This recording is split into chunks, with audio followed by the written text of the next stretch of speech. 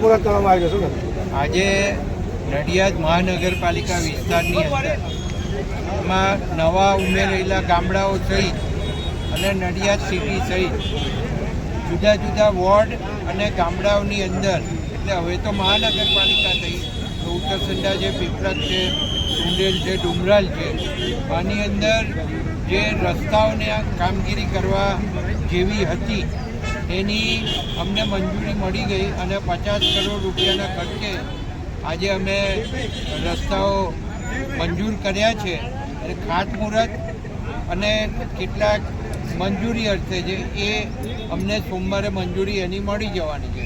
તો આ તમામ આયોજન અમે નડિયાદ સિટીના ડેવલપમેન્ટની અંદર જે રસ્તાઓ બગડી ગયેલા છે એને ક્વોલિટીવાળા રસ્તા ફરીથી નવા બને એના માટેનું આ એક આખું આયોજન હતું.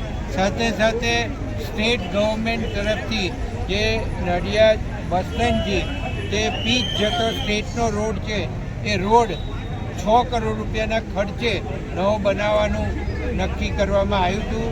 એનું પણ ટેન્ડર થઈ ગયેલું ને આજે એનું ખાતમુહૂર્ત કરવામાં આવે છે.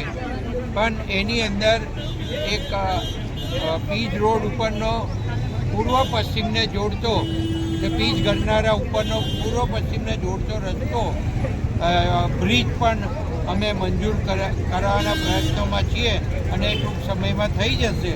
તો અત્યારે થોડીક એ કામગીરીમાં અમે બદલાવ લાવ્યા છીએ અને જે જગ્યાએ સિમેન્ટ કોન્ક્રીટનો રસ્તો છે એ બદલીને અમે કેનાલથી નેશનલ હાઈવે સુધીનો રસ્તો એ સિમેન્ટ કોન્ક્રીટનો અને કેનાલથી તો જે અહીંથી બ્રિજ શરૂ થવાનો છે ત્યાં સુધીનો સિમેન્ટ કોન્ક્રીટનો અને બાકીનો જે ભાગ છે પીચ ગરનારા સુધીનો એ ડામરનો રસ્તો કરવા